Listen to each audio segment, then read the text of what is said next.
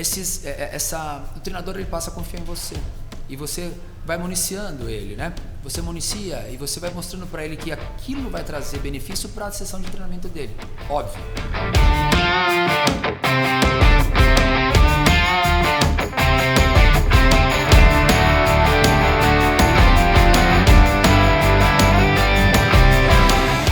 Fala pessoal, estamos aqui hoje com mais um episódio do podcast da Elite Training. Bem-vindos, vocês estão assistindo a gente. Estou hoje com um convidado especial, um colega já de bastante tempo, Gustavo Jorge, profissional que eu aprendi a admirar com o tempo, né? A gente já teve várias interações, participamos de eventos juntos, eventos online, também participamos de alguns cursos juntos aí.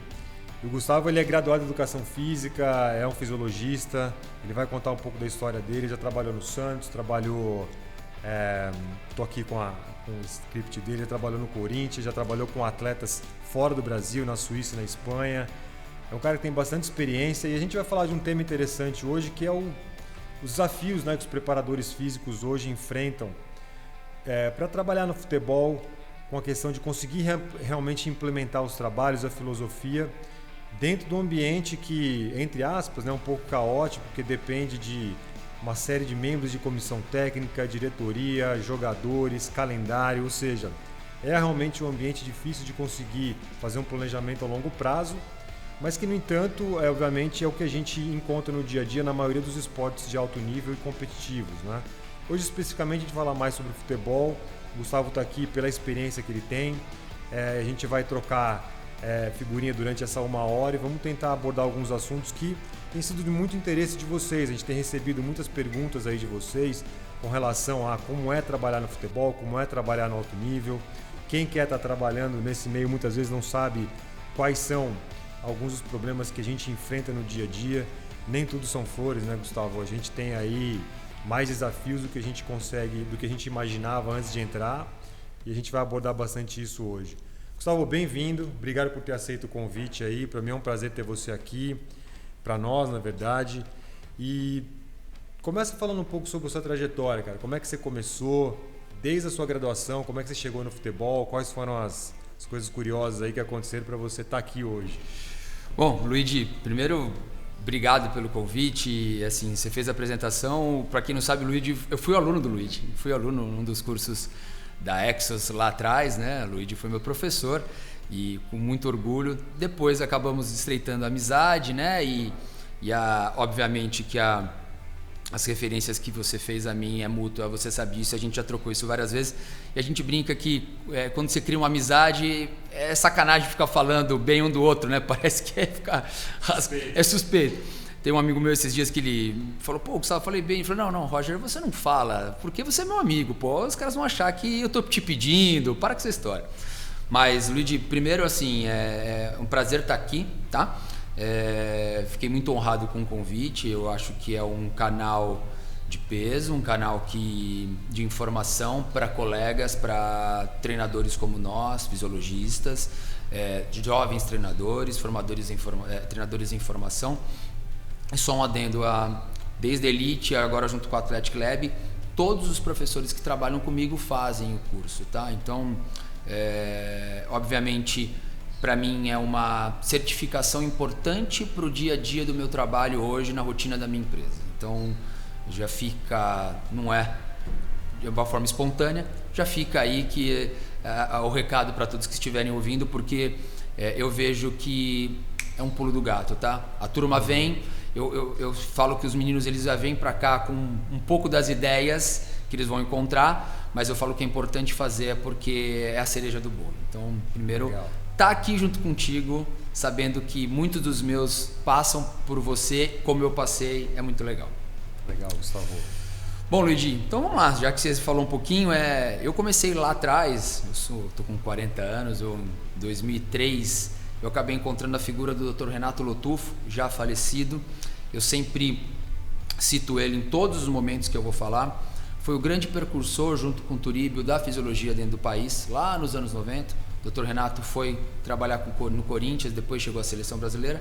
E eu tive o prazer de ser um dos últimos alunos dele.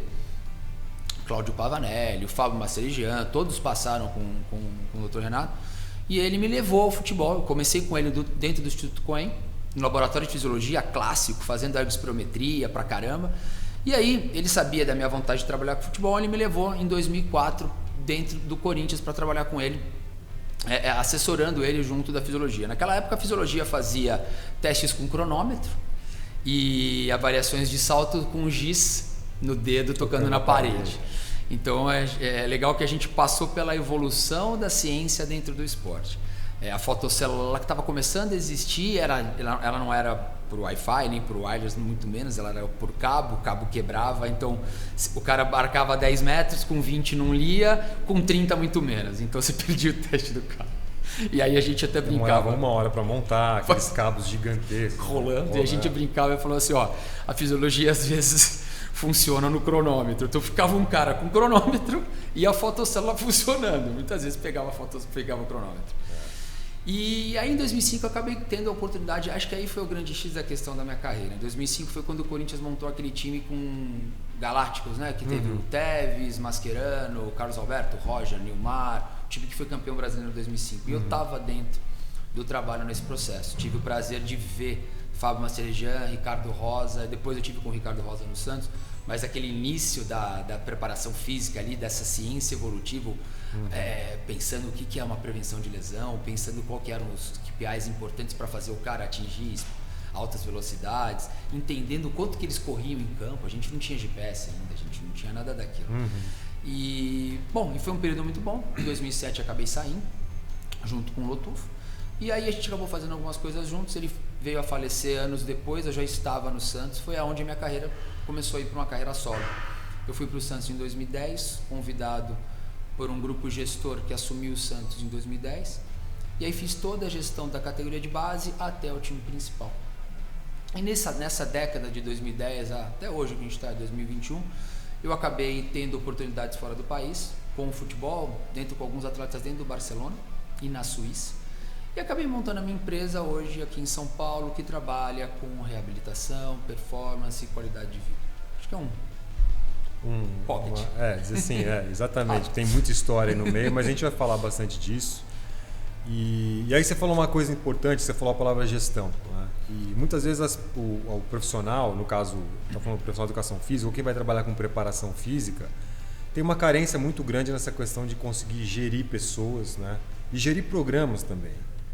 Porque é uma coisa que a gente tem falado sempre, muitas vezes ele aprende a ciência e ele pensa só na aplicação dele com uma pessoa, no personal training ou com um atleta, quando na verdade os grandes desafios, eu acho que as grandes oportunidades estão, né, quando esse profissional passa a exercer um cargo de gestor, onde ele tem pessoas trabalhando com ele, no qual ele vai ser um líder ou ele vai ser uma pessoa de referência. E ele é muito pouco educado para isso. Desde a graduação, acho que é bem depois também, ensina-se muito sobre ciência, mas muito pouco sobre gestão. Ou seja, como gerir um trabalho.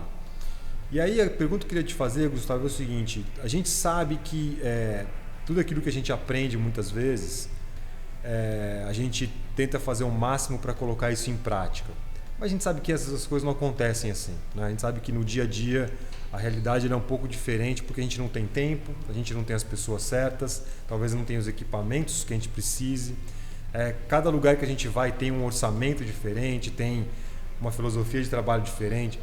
E no começo, que você teve aí grandes referências, pessoas que você trabalhou aí dentro do futebol, são realmente aquelas que são referências até hoje, né? Quais foram as primeiras dificuldades que quando você começou, você falou, poxa, vamos dizer assim, eu não queria usar essa palavra, mas vamos usar, as primeiras decepções, no sentido de que você chegou querendo fazer muito e aí logo você se deparou e falou, poxa, a coisa não funciona assim. Qual foi o momento que você sentiu isso pela primeira vez? Eu acho que a gente estava conversando um pouquinho fora, né, Luigi? A gente bateu um papo e o que me chama a atenção, e eu falo para muitos, né? Eu não posso ser a pessoa que vou ficar falando só das coisas ruins para novos profissionais que querem trabalhar no futebol. Mas o futebol tem muitos desafios. E quando você percebe que você vem com aquela decisão, com aquelas ideias, com um planejamento, e as coisas podem vir a acontecer e não acontecem, obviamente que você, num primeiro momento, você fala assim, pô, será que eu tenho que fazer isso? E eu vou citar uma passagem, foi já no Santos, eu tive um momento de início de controladores de carga, né? A gente começou a entender o que eram os controladores de carga. A gente usava um Garmin no punho, e assim, era um relógio de punho e que dava a distância percorrida e a velocidade média, que hoje são marcadores que não são referências quase nenhumas para você poder entender quiçá a densidade do jogo. E aí a gente começou a fazer conta, né? Pô, em cima da distância percorrida, se eu pegar o tempo, eu acho densidade, tá? Densidade, metros por minuto, tá? Para entender como montar o campo. Poxa, pra gente montar um campo pequeno, quantos metros quadrados tem que ser para cada jogador para a gente ter uma densidade igual a 3 minutos equivalente do jogo. Então você começa a fazer ensaios de como fazer isso. Isso eu estou falando lá em 2012, 2013. E aí, quando você vai apresentar isso para a diretoria e você monta e você coloca na prática e você percebe que os caras olham para você e falam: pô, mas lá atrás isso não existia e hoje em dia vocês querem colocar essas coisas e talvez isso esteja atrapalhando. Então, quando eu percebi que o empirismo ele tinha um pouco mais de força do que o conhecimento, não que o empirismo seja uma coisa ruim. Por exemplo, hoje eu com 40 anos de idade, a gente com um tempo de carreira, as nossas experiências contam até muito mais do que a gente pode extrair de um artigo científico. Muitas vezes, sei lá, a gente pode ter uma referência muito maior num single leg de uma elevação da pelve para ativar um isquiotibiais do que no movimento nórdico. E a literatura vai falar que ativação maior é no movimento nórdico. Não sei, mas você tem uma adaptação melhor com aquele exercício. Você como treinador, você consegue tirar um pouco mais do atleta. Então a experiência conta bastante. Mas quando você vê que o cara te coloca na parede e na verdade ele te limita, ele fala assim, ó, daqui não vai passar.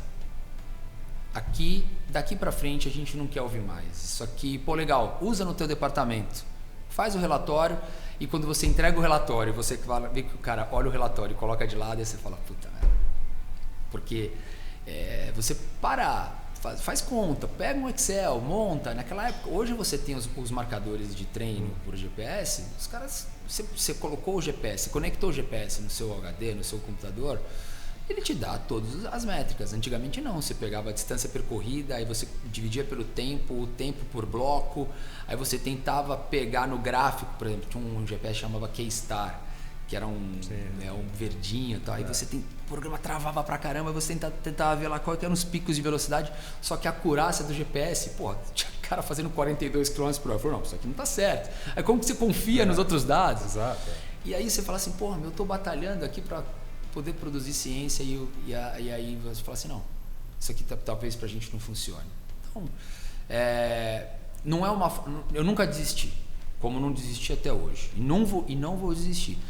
Mas hoje talvez eu busque outros caminhos. Quando eu percebo que a minha inclusão no processo, talvez ela seja um pouco mais traumática ou seja um pouco mais demorada, eu tento buscar caminhos um pouco mais tranquilos. Talvez tento introduzir essas pessoas um pouco mais no processo. Eu falo de gestão, a gente vai aprendendo. Então muitas vezes no começo da nossa carreira a gente traz muito para nós, né? Eu faço. Exatamente. E a gente não pode pensar. Hoje eu já não penso mais no eu, né? Eu penso, poxa, peraí, talvez se eu for sozinho, aquele cara que está lá ele não vai curtir daquela maneira. Se eu trazer ele, mostrar talvez como é que faz, e isso pode trazer um benefício para o trabalho dele, talvez o caminho pode ser um pouco melhor. Então acho que essa é a primeira dica que fica para essa nossa conversa. Buscar afluentes, né? Acho que nem sempre o rio principal é o que vai te levar no caminho final, né? Os afluentes pode ser que você busque mares um pouco mais tranquilos. Legal, porque o que você está falando agora tem até muito a ver com a pergunta que eu ia te fazer.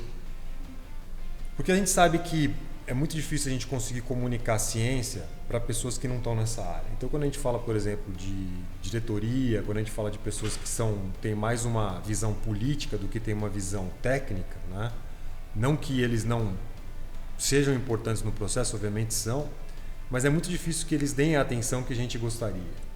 No entanto, a gente tem a outra parte, a gente tem os profissionais da nossa área e, como você disse, é muito importante às vezes a gente trazê-los para o nosso lado, porque muitas vezes a gente vai trabalhar com uma comissão técnica que você não conhecia, né? Você não conhece quais são as preferências, qual o histórico, e a gente também não pode chegar lá achando que nós vamos impor a nossa maneira de ser, porque tem pessoas que estão lá há mais tempo, tem pessoas que podem não concordar e elas podem ter a razão delas para isso.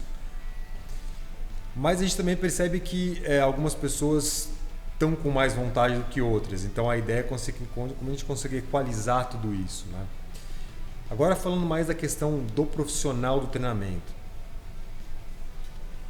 Como é que você, ao longo da tua carreira, uma vez que você trabalhou com outros membros de comissão, né, dentro de uma equipe, vamos dizer assim, interdisciplinar, qual eram os maiores desafios de conseguir colocar coisas importantes que você considerava como importantes, né, como sendo importantes para todos? Como é que era a sua maneira de lidar com esses profissionais? Quais eram as técnicas que você usava para poder vender uma ideia, ao mesmo tempo também não ser arrogante para, de repente, ouvir uma ideia diferente também, vamos dizer assim, absorver aquilo dentro do seu programa? Como é que você fez isso? Qual era a estratégia que você usava? Você começou falando com essa coisa, né, de trazer as pessoas de volta, mas ao longo do tempo, desde a base do teu profissional, como é que você foi encontrando esses meios de conseguir ter, né, um entrosamento maior com comissão técnica e outras pessoas? Luigi, acho que você tocou num ponto aí, acho que você vai concordar comigo, nós somos grandes vendedores, né? A gente acaba vendendo ideias para pessoas, para gestores, para alunos, para atletas, e essas ideias elas encaixam, obviamente, em algumas vezes, outras vezes não. É interessante frisar que dentro de um processo de um clube de futebol, vamos dizer que você está num cargo de um gestor de performance, então você está ali gerindo a performance do clube. As pessoas que estão acima de você, que são os seus diretores, muitas vezes eles não têm a tua formação acadêmica. Então, eles não sabem muito do teu trabalho. Então, por exemplo, você pode ter um gerente de futebol que seja um cara oriundo de uma área de marketing ou mesmo do futebol, um ex-jogador ou um cara que entra no processo de uma maneira diferente, que ele nunca ouviu falar da fisiologia do exercício. Eu acho que hoje tem uma coisa legal, uma das ideias dos cursos de formações aí que estão acontecendo, os caras estão colocando cada vez mais fisiologista para falar, fisioterapeuta para falar, preparador físico para falar, para eles entenderem, desde o treinador até os gestores entenderem a visão um pouco, deixar um pouco mais holístico o processo. Então, quando você falou qual que era a minha estratégia, num primeiro momento eu tentava trazer todos para mim.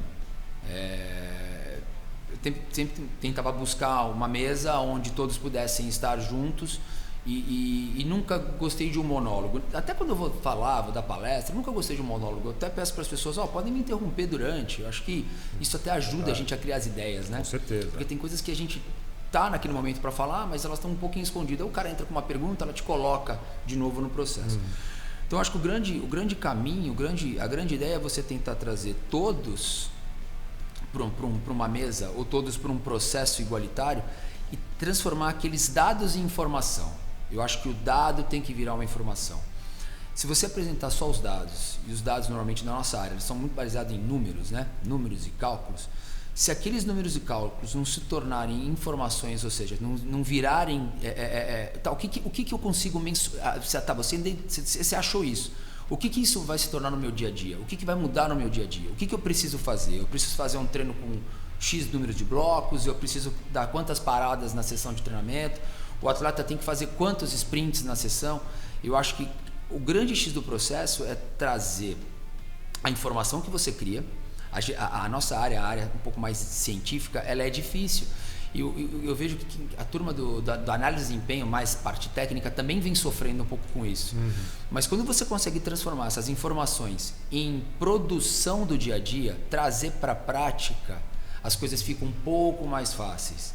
Então você sai da tua planilha de Excel e traz aquilo lá para um exemplo de uma sessão de treinamento.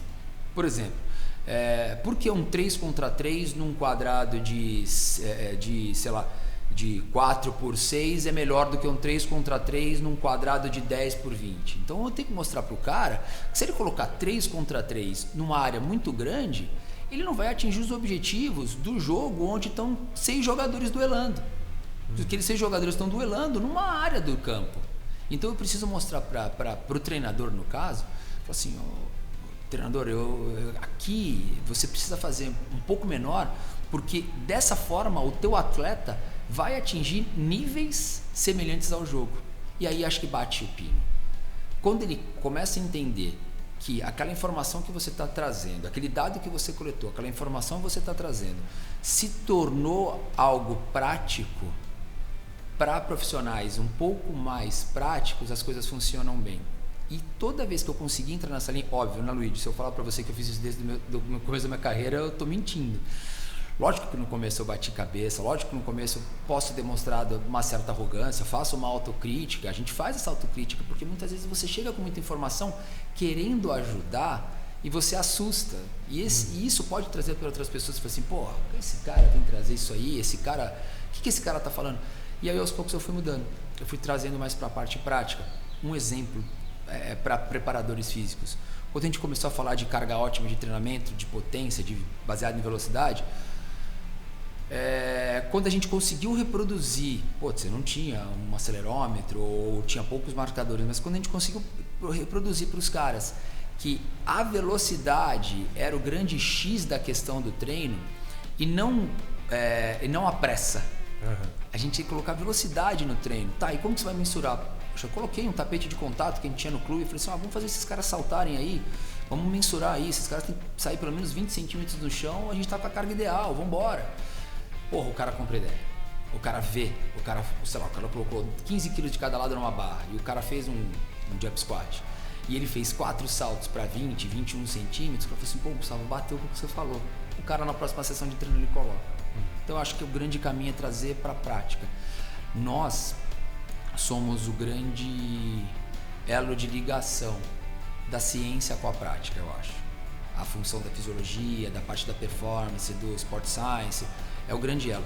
Você não pode ficar nem preso nos artigos, e eu no começo da minha carreira eu fiquei muito preso, e aí bati muita cabeça, e no final, e hoje em dia, obviamente, hoje no decorrer da minha carreira, eu trago muito mais para questão prática. Muitas vezes eu leio uma coisa e vejo que aquilo para trazer para o dia a dia, para uma baixo material, baixa estrutura, eu vejo que aquilo não vai funcionar, não adianta eu colocar naquele processo agora, eu preciso entender o meio que eu estou trabalhando. Aquele meio tem que proporcionar que as coisas funcionem. E lógico, né? Para funcionar, os resultados precisam aparecer, não só resultados dentro do campo, mas assim, os resultados dentro do departamento, uma diminuição de lesão, uma melhora de performance de um atleta que vinha tendo problemas de condicionamento e aquela função volta a aparecer. A satisfação do jogador é importante. Eu acho que você também ter a gestão, a gente fala muito da gestão da comissão técnica, mas o jogador acreditar no que você está passando também é muito importante. Uma coisa é você trabalhar com um jogador só. Você está com ele, e hoje eu faço isso muitas vezes. Minha vida no futebol é individualmente com alguns atletas. Então você tem aquele relacionamento, aquele bate-papo, aquele momento da resenha e tal. Então você deixa o ambiente livre e lógico, você vai colocando suas ideias de treino e o cara vai performando. Mas uma coisa é você colocar isso num jogador que é titular, no outro que não vai para jogo, no outro que é reserva, o outro que está no fim de contrato, no outro que está puto com a diretoria, no outro cara que não vai com a cara do treinador. Então ali, são cenários distintos. E quando você consegue adquirir confiança de todo mundo, acho que as coisas vão. Acho que esse é o grande caminho. E você falou uma coisa que é apresentar dados, né? E os dados eles são muito importantes porque eles mostram o caminho que você vai ter que seguir. E, obviamente você tem que começar a criar meios para, né, apresentar isso para as pessoas e obviamente conseguir implementar o trabalho baseado na importância que você demonstrou daquilo. Então, qual a importância hoje do preparador físico conseguir trabalhar junto ao treinador? Porque uma das coisas que eu vejo sempre é que a gente tem uma ideia da preparação física que muitas vezes pode não estar alinhado com aquilo que o treinador quer dentro de campo. Então, uma das perguntas que a gente recebe sempre, né, são aquelas de ok, você fala em trabalhar em alta e baixa intensidade, como é que eu consigo casar as necessidades da preparação física com as necessidades do treinador naquela semana, naquele dia. Então, fala um pouco dessa importância de ter um trabalho feito junto com o trabalho do treinador. Então, quando o treinador quer uma determinada vamos dizer assim, tarefa em campo que ele vai trabalhar naquele dia, como é que a gente consegue agora olhar para o nosso trabalho de preparação física e entregar um atleta naquele dia apto a ele realizar aquelas atividades? Ou seja, do que eu vou fazer na preparação física vai prepará-lo para aquilo que ele vai fazer em campo. A gente sabe que não dá sempre para fazer isso 100% do tempo. Tem muita coisa que a gente vai fazer na preparação física que talvez não esteja totalmente em contexto com o campo, mas também a gente não pode estar muito fora, né? A gente não pode estar indo para o lado oposto. E obviamente que se o treinador muda a estratégia para aquele dia de última hora, a gente tem que se adequar, porque o mais importante é que está realmente no campo. A preparação física ela vem suplementar. Qual a importância que tem do preparador físico conseguir estar alinhado com o treinador hoje para que o trabalho consiga sair e que o maior beneficiado que seja o jogador consiga sair dali realmente apto a vir treinar no outro dia e não estar sofrendo com volumes diferentes em treinos diferentes, assim vai. Eu acho que você tocou num ponto que acho que o produto final é o atleta, né? O atleta precisa receber os melhores estímulos para ele poder performar e estar sempre apto para a próxima sessão de treinamento ou ir para o próximo jogo. Luigi, acho que é importante colocar que 80% ou mais do que isso, do tempo do atleta dentro do seu treinamento, ele é com o treinador, porque é o campo. O produto final é o campo. A gente até brinca que o campo concorre com a academia, né?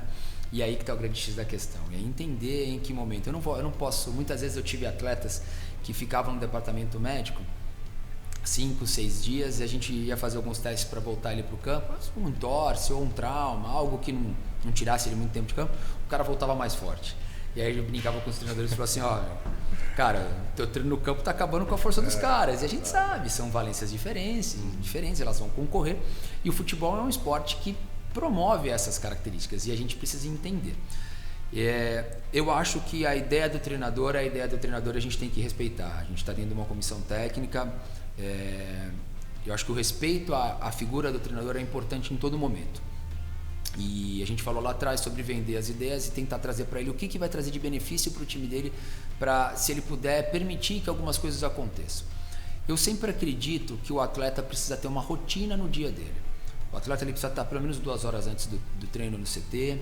Esse atleta ele precisa passar por várias áreas dentro do seu treinamento, desde a fisiologia, se a fisiologia identificar algum viés traumático, ou algum marcador que mostre uma inflamação ou alguma temperatura aumentada do músculo, acho que esse jogador ele precisa ir passar por outras áreas como a fisioterapia, departamento médico.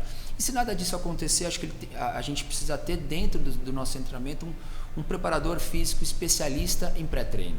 A gente precisa ter um cara lá dentro do seu treinamento que faça com que o atleta trabalhe as suas principais prioridades.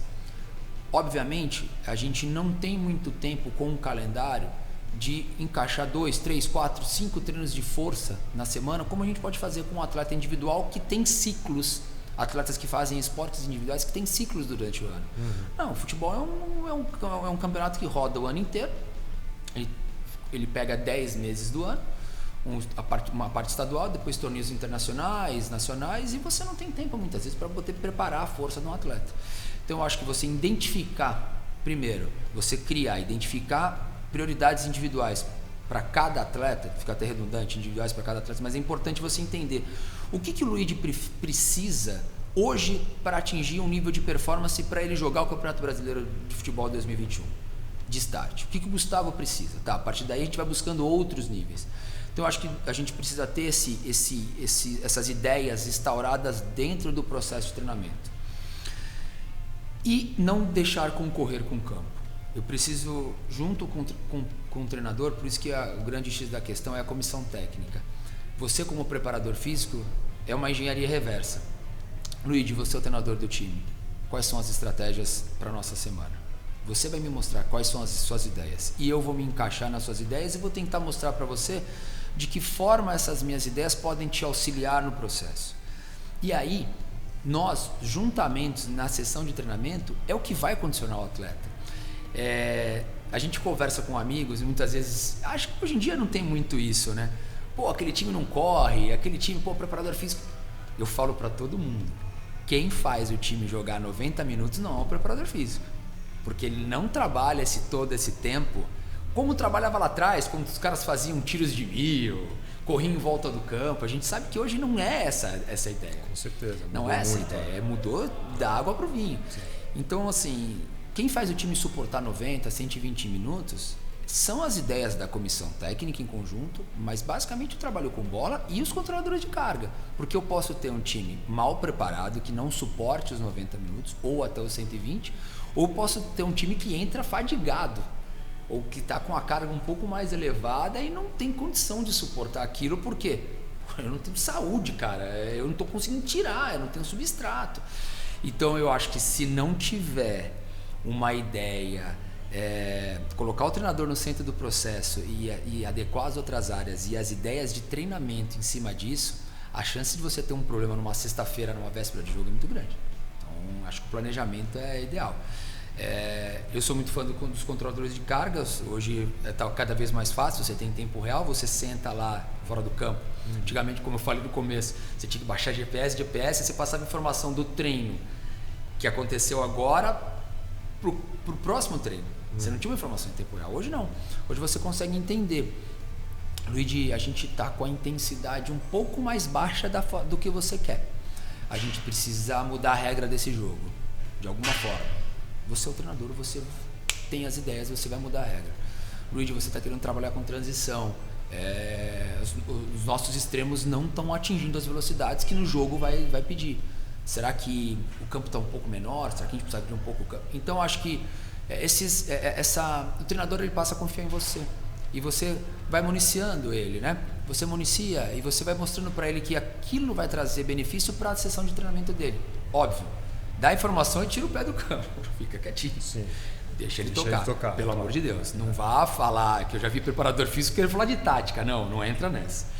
Lógico, se ele vier te perguntar, só já que a gente está num podcast, teve uma vez uma final de uma Copa São Paulo, a gente tinha 5 jogadores para 4 posições.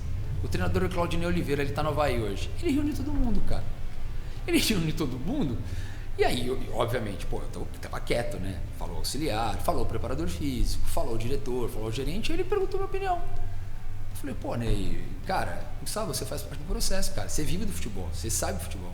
Eu dei minha opinião, ele me pediu minha opinião, ele deu. Mas de uma forma leve. Sim. Então, e partiu dele. Partiu dele, óbvio. Mas eu jamais vou entrar nessa seara. Então, acho que se a gente conseguir colocar os nossos pontos, de novo, para a questão prática do processo, as coisas funcionam de uma forma bem tranquila. E é legal a gente colocar isso, porque esse podcast é muito sobre isso. Essa questão que você falou, colocar o treinador no centro do processo. Né? E que eu percebo muito hoje, né, principalmente nessa galera que está começando, porque hoje tem muita informação, as pessoas têm muito acesso à informação muito cedo, coisa que na nossa época não existia. Então, isso leva às vezes os profissionais a pensar que, eu já tenho a informação que precisa, eu sei o que é bom, eu sei o que vai deixar o atleta mais rápido ou mais forte. Então, ele se coloca no centro do processo e entra no que a gente falou no início. Então, ele entra querendo implementar as ideias dele, mas muito pouco apto a ouvir a ideia de outras pessoas. Mas quando ele vai trabalhar numa equipe, ele vai ter ali outros profissionais, ele vai ter profissionais como o caso técnico, que ele realmente é o responsável, né, ou pelo menos a figura principal ali. Então ele tem que dar um passo para trás e nesse momento ele tem que se enxergar como parte do processo e não o processo. Tá? Então isso é muito importante, porque acho que falta isso hoje nas pessoas que estão iniciando a carreira. Entender que tudo aquilo que ele sabe agora vai ter que ser colocado dentro de um processo que não depende mais só dele. Então ele vai ter que começar a entender um pouco mais as outras áreas e, mais importante, mais do que parte técnica, começar a entender mais sobre pessoas. Né? E é a pergunta que eu quero te fazer agora. Bom, a gente falou bastante dessa questão técnica, a gente vai entrar depois no assunto mais específico de treino depois, mas o quanto é importante hoje a gente entender sobre pessoas para conseguir trabalhar dentro de equipes, né? Ou seja, não é mais só o que ele sabe, mas é como ele age, qual o comportamento dele com relação qual o comportamento dele no geral com relação a outras pessoas, que tipo de personalidade, porque às vezes a gente tem pessoas que são realmente pessoas que não brincam muito, são pessoas que são muito diretas, e aquilo às vezes pode parecer como arrogante, ou pode parecer que a pessoa está querendo ser ofensiva, quando na verdade é o jeito dela ser, né? Eu tenho amigos que depois eu comecei a enxergar isso, né? Que são pessoas muito sérias. Então aquilo que pode parecer muitas vezes algo que está sendo ofensivo ou está querendo te provocar, muito pelo contrário, né? É a maneira dela em ser direta. Porque a gente encontra muitas pessoas que ficam dando volta e tal, mas não são diretas. E quando a gente encontra uma pessoa direta, a gente sente um pouco essa... Só para dar um exemplo de um tipo de personalidade, mas qual a importância de a gente conhecer pessoas e personalidades e comportamentos para conseguir sobreviver nesse meio sem todo dia ficar melindrado com achar que o mundo está conspirando contra você ou aquela pessoa está querendo te tomar o teu lugar? Como é que é isso no dia a dia? Como é que a sua experiência fala um pouco sobre isso? Eu acho que, Luigi, quando a gente cria as nossas amizades, a gente procura pessoas parecidas conosco, né? Então, quando você vai escolher pessoas para o teu ciclo de vida, para ir na tua casa, para conviver com a tua família, normalmente são pessoas que lembram, têm os seus valores parecidos com os seus, compactuam talvez com algumas ideias parecidas com as suas. Mas quando você entra num processo de trabalho, dificilmente você vai encontrar essa questão mais homogênea, né? O processo são pessoas que vêm de classes sociais diferentes, de instruções diferentes, de escolas diferentes, de estados diferentes, de países diferentes, culturas diferentes. Então eu preciso entender o que para mim funciona muito bem, pode ser que para você não funcione. E eu preciso saber o seu espaço. Eu acho que o grande X da questão é identificar onde eu posso estar te incomodando. Será que se eu fizer isso, o Luigi pode ficar chateado comigo? Será que o Luigi pode entender que eu estou ferindo um pouco uma ética de um processo aqui, que é uma coisa que talvez ele cuide mais? Então, eu acho que a minha esposa fala uma coisa, ela é coberta de razão nisso. A verdade, ela pode doer um pouquinho, né? Mas a verdade é sempre o melhor caminho. Uhum. Então, eu acho que o jogo limpo, o jogo aberto. Eu acho que você tem que jogar limpo. Óbvio, Luigi, a vida é feita de boas e de más pessoas. Não adianta. O mundo é assim. O Fernando Pessoa, ele tem uma frase que ele fala que o mundo não é ruim. Ele é mal frequentado algumas vezes. Então, alguns momentos você pode cair dentro desse processo. Mas acho que o grande X da questão é você estar bem com as suas ideias, respeitar o posicionamento do próximo, minimizar o embate, mas ter opinião. Você precisa ter opinião. Você não pode ser aquela pessoa que você tem uma opinião sobre o assunto, alguém levantou a voz, você encolhe. Não, eu acho que você não tem que encolher. Você tem que ser de uma forma educada, evitar algum combate, evitar a discussão, evitar alguma coisa que foge um pouquinho de um nível legal de conversa. Mas a tua opinião é importante você colocar. Se você está convicto daquilo e você acha que aquilo vai ser importante para o processo, e você não está ferindo outras pessoas, acho que você tem que colocar aquilo. E você falou na questão do milindre, e acontece muito isso. Não só no futebol, mas na nossa vida, né? No meu ambiente de clínica hoje, a minha equipe ali, eu jogo limpo, por exemplo. Essa semana eu peguei e tive uma ideia. Estava tomando banho e tive uma ideia. Eu tenho esses insights, tive uma ideia. Aí cheguei na clínica, tinham 2 professores lá e falei. Os 2 não concordaram. Eu falei, pô, vocês estão certos, eu acho que vocês estão certos. Porque aqui, democraticamente, vocês não acharam tão interessante. Legal, eu vou repensar isso e volto com essa ideia de novo. E eu estou repensando e vou voltar. Eu acho que o grande caminho é esse, cara. A gente está falando muito de jovens treinadores, né? Das pessoas que estão iniciando a carreira. E tem aquela tônica, né? Se eu tivesse com 20 anos a cabeça que eu tenho hoje, teria tom. Se eles puderem estar nos ouvindo, e acho que vão nos ouvir, o canal permite isso, paciência, tenha calma, o tempo é o senhor da razão, não dá porrada, escuta, olha, veja o que as outras pessoas estão colocando. Não concordo, deixa claro. Fala assim, tudo bem, nós vamos por esse caminho, mas eu vou deixar claro que eu não concordo, mas tudo bem. Vamos ver se isso aqui funciona. Depois podemos tentar o meu processo. Acho que o caminho é esse, cara. Porque vai acontecer. Vai acontecer. Invariavelmente isso acontece. Eu tive um treinador no Santos, e a gente estava num hotel no Uruguai. Eu desci para o café da manhã e ele estava lá. Ele falou, Gustavo, senta aqui na minha mesa. E era um cara que eu não tinha abertura. Tinha zero abertura com ele, respeitava, trabalhava duro para o time dele, mas eu não tinha zero abertura com ele. E ele falou para mim assim, eu não acredito em nada que você faz. Ele falou isso para mim. Ele falou assim, eu não acredito em nada que você faz, porque quando eu fui jogador não era assim, assado. Mas eu quero que você continue fazendo. Porque eu vejo que você trabalha duro, você se dedica. Mas eu não acredito, tá? Vou deixar claro, não me leva a mal. Tudo bem. Mas por um momento ele falou assim, ó, eu poderia ter recebido aquela informação, puta, ele voltar pro meu quarto e falar, porra, o cara não gosta de mim. Não, o cara não acredita. Pô, o que que lógico, obviamente, com o passar do tempo, não vou falar que ele acreditou, mas as coisas foram ficando mais tranquilas. Mas ele foi interessante porque ele falou, eu não acredito no que você faz, mas ele não quer dizer que ele não acredita em você. Justamente. Pelo contrário, né? Justamente, ele deixou claro. É aquela história. Ele era o gestor da equipe. Ele estava analisando os processos. Ele fatalmente me analisou. Para ele chegar e falar aquilo para mim, ele já tinha me visto. Ele falou assim, pô, talvez ele tenha visto. Pô, aquele cara trabalha, aquele cara tá fazendo as coisinhas dele, mas, sei lá, para mim, não é que ele não cortou o Gustavo do processo. Ele falou, Gustavo, eu só não... Cara, não gasta muito seu tempo para me tentar me convencer. Mas continua fazendo seu trabalho. E a banda tocou, cara. Acho que é mais ou menos isso.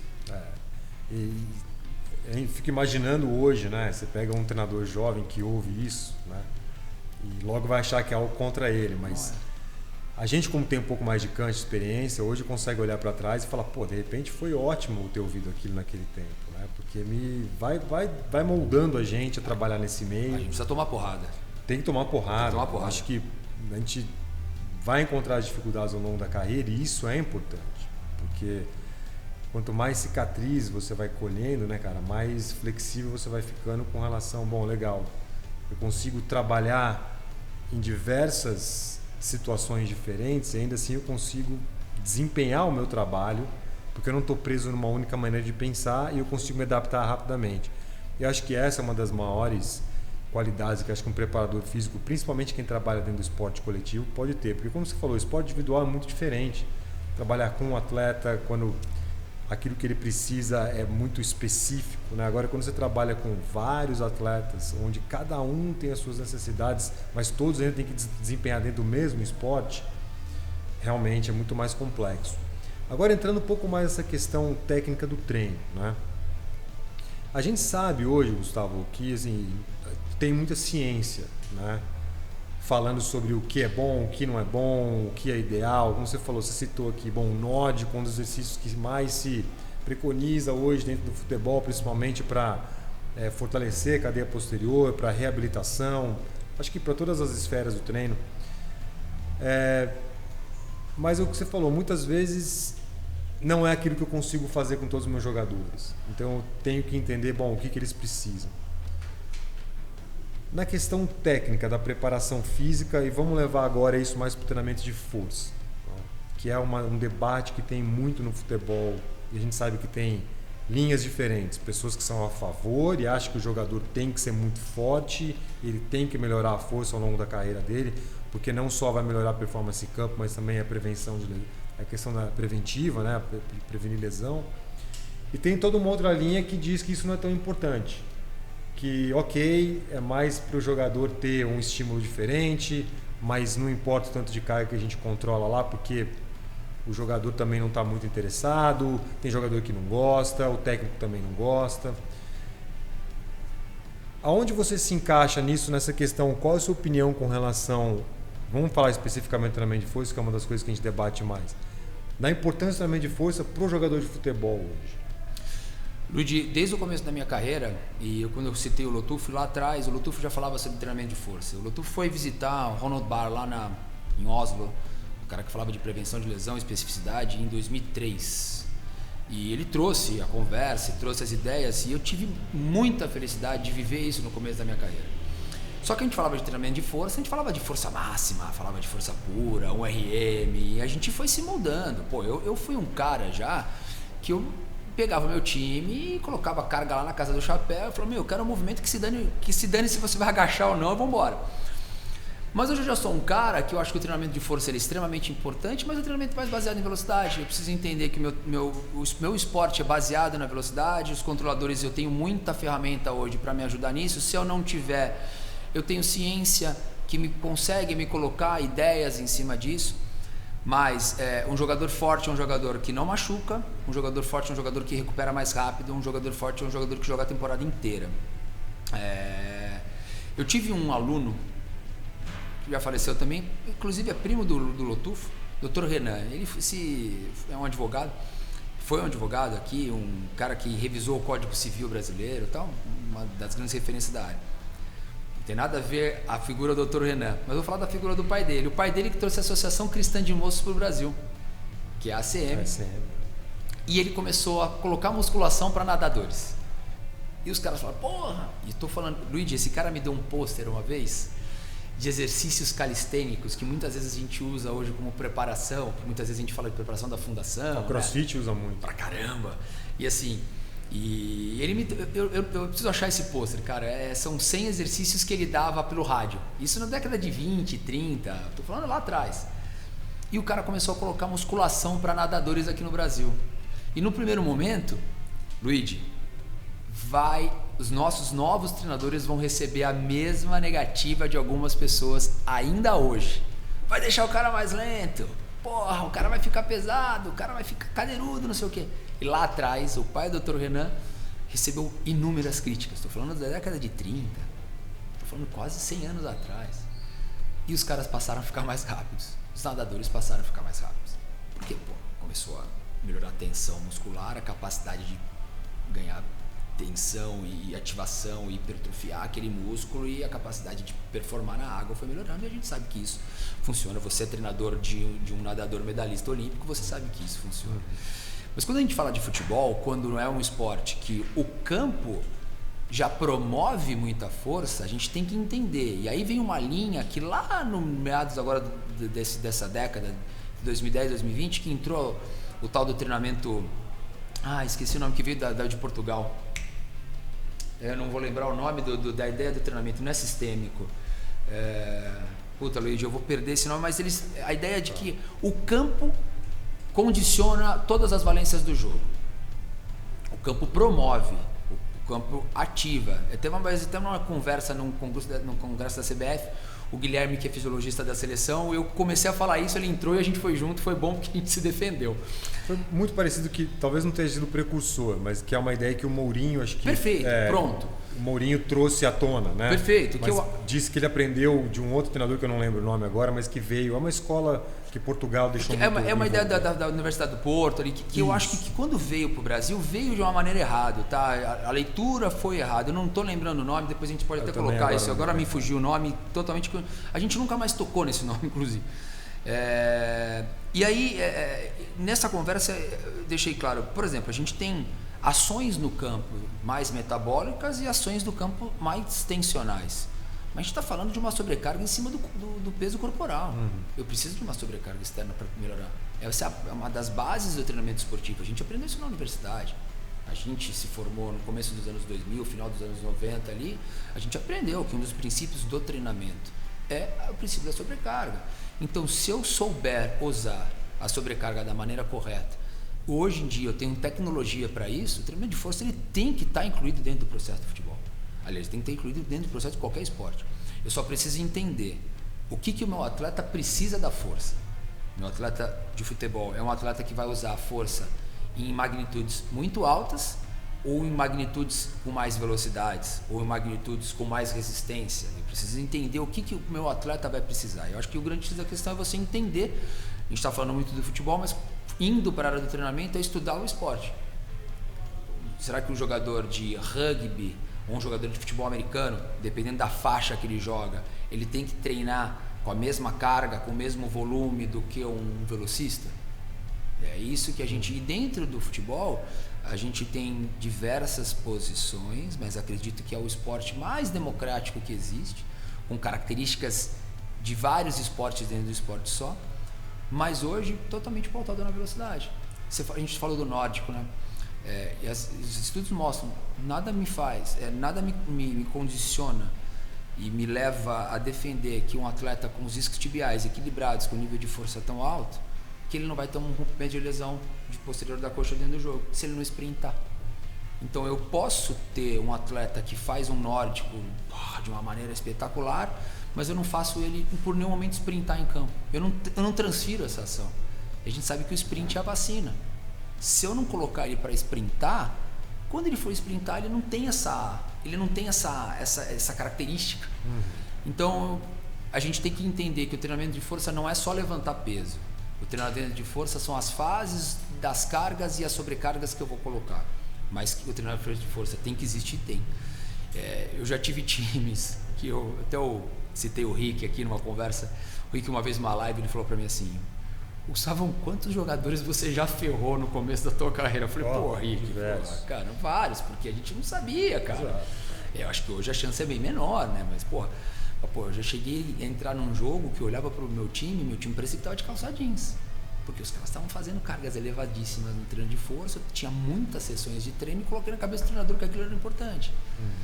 E com o passar do tempo você vai vendo, peraí, o treinamento de força tem que existir. Então eu acho que o grande X da questão é você ter essa ciência, né, Luiz, de você entender. Óbvio. Eu já fui o cara que olhava para uma cadeira extensora e falava assim, joga no lixo. Só que eu preciso saber que eu tenho um atleta que se adapta à cadeira extensora. E aí, eu vou tirar isso do treino dele?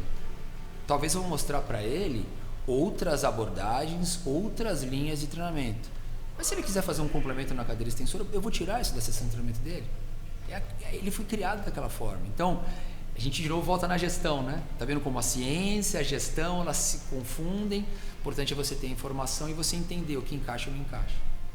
Esse foi uma coisa importante, e eu acho que isso é fundamental, né? Essa coisa de... Quando você adquire uma nova ferramenta, a gente tende a demonizar as outras. E, na verdade, todas elas estão aí há muito tempo e já se provaram eficientes quando bem utilizadas, né? Então, é muito mais... Eu costumo dizer que leg press, cadeira extensora, máquinas em geral, elas não são ruins. Ruim é o treinador que não sabe usar. Porque funcionou em algum momento, deixaram atletas fortes em algum momento, tem a sua valia, elas foram criadas com um propósito e elas foram criadas baseado numa experiência, porque se você pega culturistas da década de 60, 70, você pega o próprio Schwarzenegger, usava-se muito pouca máquina, porque não tinha. Então as máquinas foram criadas para adaptar um processo de treino de um físico, ou seja, elas não... Foi uma evolução. Foi uma evolução. Foi uma evolução. Então, obviamente, que se você quiser usar o mesmo sistema de treino de um fisiculturista para um jogador de futebol, não vai dar certo. Perfeito. Mas isso não quer dizer que algumas das ferramentas que eles usam, você também não pode usar se você souber usar. E aí volta no que você falou no início. Você falou de princípios de treino. Aí você falou do princípio da sobrecarga. Você não acha que é o que falta hoje para os preparadores físicos, que estão tão bombardeados de informação, e grande parte delas são até boas, mas outra parte muito grande também, elas não têm muita valia porque vem de fontes que a gente não pode confiar da internet ou de pessoas que não têm experiência nenhuma, qualquer um pode postar o que quiser hoje. Você não acha que falta hoje os treinadores revisitar esses princípios? Que o que eu vejo hoje nessa molecada mais nova é que eles vêm com uma sede de fazer tanta coisa nova. Perfeito. E eles não têm um filtro. Perfeito. Porque eles não olham para trás e falam, bom, isso aqui está de acordo com os princípios de treino. E aí falta muito isso. Quanto você pode atingir de resultados se você fizer o básico, baseado em princípios, e não ficar tão preocupado com... Você não acha que essa é uma das coisas que mais falta para os preparadores físicos de hoje? Eu acho que hoje em dia falta simplicidade. Na verdade, os caras assim, querem colocar... Até uma crítica que eu faço a colegas e faço isso de uma forma aberta, mas de uma crítica construtiva. Poxa, você vê um cara puxando e empurrando em cima de uma medball, aí o cara pega, joga a bola, cai, levanta, fica de ponta. Que tipo de transferência tem para o esporte que eu estou treinando? O que eu estou trazendo de benefício? O que eu estou transferindo para esse atleta? Essa carga aí, de onde você tirou? Como que você está controlando isso? Não significa que o cara está em cima do bozuco, ele está fazendo um exercício preventivo. Aí o cara está em cima de uma meia bola de joelhos, empurrando peso, mas peraí, mas qual que é a ideia do treinamento? Tô querendo trabalhar o core. Ele faz uma prancha bem feita? Será que ele consegue fazer uma prancha bem feita? A prancha dele é bem feita? Ele consegue contrair o glúteo da maneira correta? Ele empurra os calcanhares para trás? Ele tem um posicionamento dos pés? Você já viu isso? Dá 20 segundos o cara muitas vezes não consegue fazer. E os treinadores passam a colocar eles. Na verdade, é até uma euforia é uma crítica construtiva de novo. Claro, com certeza. É assim, é uma euforia. E muitas vezes a gente se pega numa situação dessa. E quando... Todos os dias. Todos os dias. Você vê alguma coisa e fala assim, nossa, que movimento legal. E eu acho que... E eu falo para todos, testem em vocês. Façam o movimento. Vê se o movimento tem uma transferência, se o movimento traz segurança para esse atleta, se o movimento atinge o que você quer. Porque se você não souber fazer o movimento, como que você vai passar? Óbvio, eu não vou carregar a carga do meu atleta olímpico. Obviamente, ele é muito mais forte do que eu. Mas eu preciso mostrar para ele como que eu quero que ele faça o movimento. Então, eu preciso saber fazer. Mas a mecânica a gente deve dominar. Eu lembro, Luiz, de uma frase tua, cara, lá atrás, quando eu fiz o curso contigo, lá atrás, estou falando de 8 anos atrás. Eu uso até hoje. O segredo do treinador não é o treino que ele passa, e sim as pistas que ele passa naquela sessão de treinamento. Então, você pode ter uma sala com 60 pessoas fazendo uma elevação da pelve, só que metade delas não fazendo as contrações que você quer, e muito menos nem ativação pélvica e respiratória de início para ativar os músculos que vão ser necessários para trazer que aquele exercício se torne um exercício de estabilidade para o centro do corpo. Então, eu brinco com os meus jogadores hoje, que eu atendo de uma forma particular, eu falei assim, vocês não são mal estimulados dentro do clube, eu já vivi dentro do clube, eu sei o quanto é difícil para você com 1, 2 profissionais, com 30, 40 atletas dentro de uma sala de musculação. Muitas vezes você não consegue passar essas informações de uma maneira correta para todos. Mas a partir do momento que você consegue passar as pistas mais simples e aos poucos você criando essas dificuldades, o ensino-aprendizado vai ficando cada vez melhor. Então, acho que o grande X da questão é a simplicidade, Luigi. A gente precisa ser mais simples, a gente precisa pegar os exercícios básicos, fazer bem feito, colocar as velocidades certas, inserir as cargas certas, pausar na forma que tem que pausar. Por exemplo, isso é uma coisa que até com o André uma vez, conversando com ele, a gente falando, o André Cunha, eu quero que o meu atleta faça 30 movimentos nesse bloco de treino. Eu não preciso fazer 3 de 10, eu posso fazer 5 de 6, porque talvez ele não consiga fazer 10 movimentos no melhor movimento, da melhor maneira possível, mas ele faz 6 bem feito. Então eu vou aproveitar os 30. Se eu coloco 3 de 10, talvez os outros 3 finais ali daquela série, sei lá, 30% daquela série eu joguei no lixo, porque o cara não absorveu aquela carga da maneira correta. Então eu acho que é uma questão mais simples, fazer conta e ir pro básico. De novo, eu vejo um movimento diferente, talvez eu quero aplicar para o meu atleta. Quando a gente fala de, saindo um pouquinho do futebol, quando a gente fala de negócio, muitas vezes eu preciso criar ferramentas diferentes para o meu cliente, para esse cliente continuar sendo meu cliente. Mas eu não posso colocar ele em risco. Então a gente precisa colocar na balança. Acho que a dica, se a gente puder deixar para essa turma aí, cara, vai no simples, vai no simples, seja consistente, procure os princípios. Você falou, Schwarzenegger trabalhava com peso livre. Os aparelhos surgiram para popularizar a musculação. A maioria das pessoas não conseguiam fazer musculação porque elas não conseguiam tirar uma barra do chão, não conseguiam montar um halteres, nem sabiam, não tinham instrução para aquilo. Aí foram criadas várias máquinas para as pessoas sentarem numa cadeira e fazer um movimento. Uma cadeira extensora, ela é ruim? Talvez ela seja ruim para um cara que está extremamente equilibrado e pode fazer, tem movimento muito bom, mas para um cara que vem de um pós-operatório ou de um cara que precisa de um reequilíbrio muscular, ele precisa trabalhar especificamente aquele músculo, eu não posso demoniar aquilo lá. Então, tudo encaixa, né?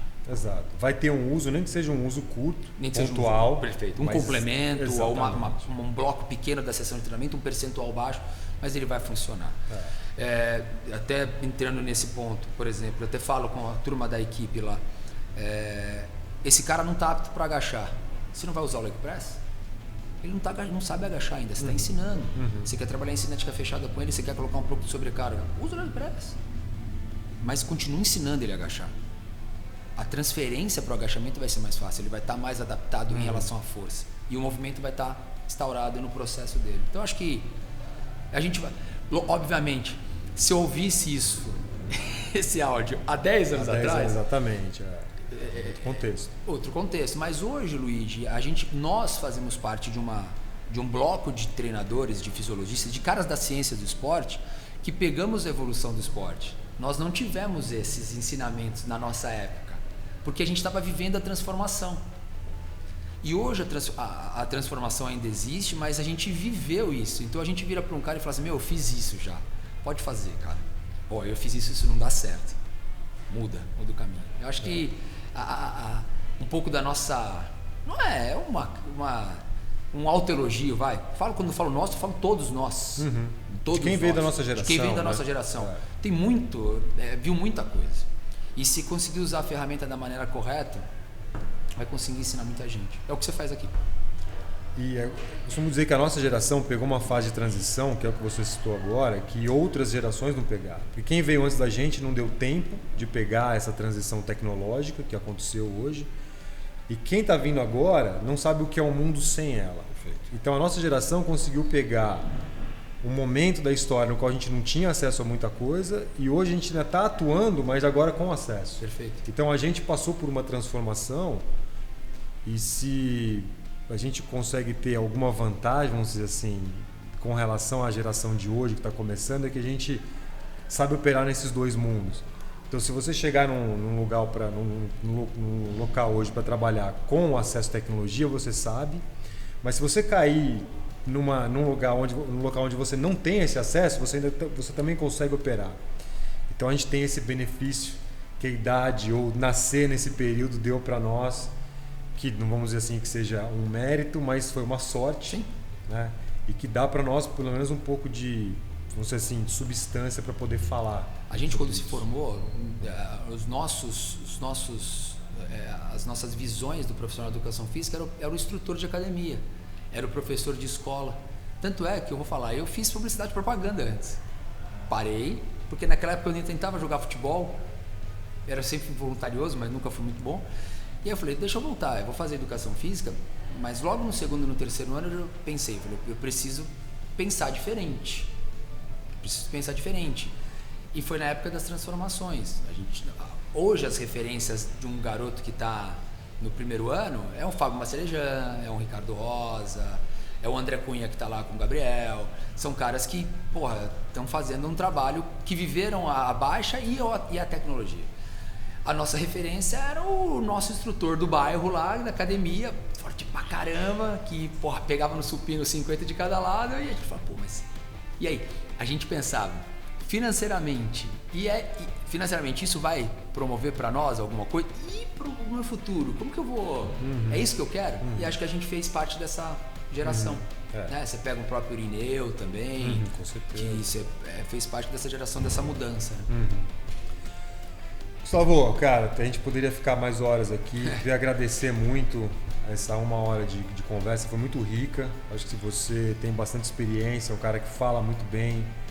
Eu acho que vai ecoar muito com quem está assistindo a gente, tanto quem já está na área quanto quem está começando. Até o fato de você também ter esse trabalho diário com essa galera nova que está começando e que trabalha junto a você, então você tem essa facilidade. Com certeza a gente vai repetir isso aí no futuro próximo, entrar em alguns assuntos mais específicos. Mas agradecer e fala pro pessoal aí onde eles te encontram, onde você faz seu trabalho, como é que você está atuando hoje, mídia social, fica à vontade para poder falar um pouco do seu trabalho. Luigi, bom, primeiro eu falei no começo, a admiração que eu tenho pelo teu trabalho. Eu sou um cara que admiro, os meus heróis morreram já, né? Nem tantos de overdose. Nem todos de overdose, mas infelizmente alguns já morreram, né? E foram com caras que eu fui criado, né? E hoje eu admiro muito os meus colegas. Eu tenho admirações por N colegas que são caras da minha geração. Isso é muito legal, porque a gente aprende a cada dia. Então, de poder trocar, eu ter acesso a você, ter acesso ao André, e a gente trocar essa figurinha. Você tem acesso ao Henrique lá em BH, que é um cara da fisioterapia. Então, assim, você ter acesso a pessoas que fazem o que você faz no seu dia a dia, você vê que você está promovendo o enriquecimento da profissão no seu trabalho. De novo, quando você me convidou, não pensei 2 vezes em não aceitar. É um tipo de ferramenta que eu acredito demais no ensino-aprendizagem de novos treinadores, ou não, de qualquer pessoa que queira ingressar em qualquer área. Acho que falar sobre experiências, isso aqui é muito rico, isso aqui vale muito, Luigi. Isso aqui talvez a gente falou, não porque eu estou aqui ou você está, mas se tivesse qualquer outra 2 pessoas que pudessem promover um pouco de conteúdo, isso aqui vale muito, cara. Com certeza. Se eu pudesse lá atrás, nós pudéssemos lá atrás, tivesse acesso, eu tive acesso em loco com os caras ali, que eu citei muitos deles, mas você ter acesso a isso toda hora para a construção da carreira é incrível. Hoje eu tenho um centro de treinamento de performance dentro do Instituto Reaction, tá? É o Gustavo Jorge Physiology Trainer, tá dentro, é uma parceria, o Instituto Reaction é uma empresa guarda-chuva, né? Então temos vários profissionais ali dentro. Eu trabalho com atletas de performance, alguns vocês conhecem, um deles aqui no Brasil é um cara que está evoluindo bastante, que é o Yuri Alberto, que é um atacante do Internacional de Porto Alegre. A gente passou momentos difíceis no começo da carreira dele, que isso, numa outra ideia, num outro bate-papo, quando você fala de treinamento individual, o atleta não está encaixando o seu lugar no time, é um atleta jovem, torcida pressionando, e quando ele muda de casa, é um atleta que vira artilheiro da equipe, um atleta que começa as coisas a funcionar, e você vê que seu trabalho acabou de alguma maneira ajudando naquele processo. Então tem alguns atletas que eu acabo fazendo essa assessoria. E bom, tem um Instagram que a gente usa hoje, que inclusive a Isabela, que é uma menina que faz parte da minha equipe, que ela acaba cuidando bastante disso. A gente tem as ideias, a gente monta e a gente acaba lançando, uma vez por semana a gente coloca um artigo científico, que é o gj.sportscience. Eu acredito que seja esse, tá? @gj.sportscience. Então a gente acaba uma vez por semana subindo um artigo novo, falando de alguns temas. Foi essa semana você postou alguma coisa sobre massa muscular no quadril, falando legal. Sobre sprinters, né? Sprinters, a gente mostrou o grupo de elite, subelite e os amadores. Muito bom, artigo ótimo. Um artigo muito legal, um artigo que a gente já estava querendo subir faz um tempo. A gente vai subir alguma coisa de treinamento excêntrico, acho que hoje. Então, assim, a gente vai colocando algumas coisinhas lá. E, bom, não vou ficar me alongando porque eu quero que você me convide mais vezes. Com certeza, vai voltar. Salvo, muito obrigado, cara. Até a próxima. E a gente vai, espero que o pessoal goste, pergunta, o feedback de vocês é muito importante. E se vocês quiserem conhecer o trabalho do Gustavo, sabe onde ele achar. E a gente vai ter as informações lá sempre que a gente termina, né, tem um convidado, a gente coloca depois os contatos lá e a gente vê vocês na próxima.